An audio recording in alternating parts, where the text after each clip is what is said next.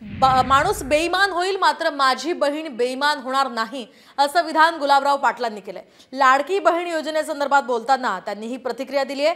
तर पुन्हा सरकार आल्यास लाडक्या बहिणींना 300 रुपये मिळणार असल्याचं सुद्धा गुलाबराव पाटील म्हणाले।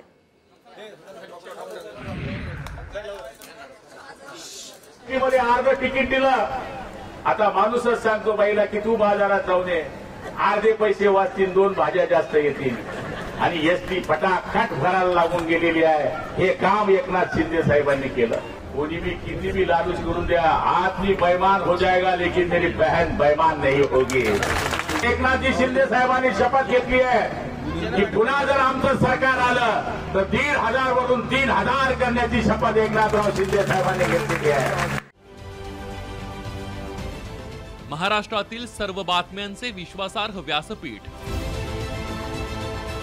सकाळच्या सर्व सोशल मीडिया प्लॅटफॉर्मला लाईक, फॉलो आणि सबस्क्राईब करा। तसंच सर्व नोटिफिकेशनसाठी बेल आयकॉन प्रेस करायला विसरू नका।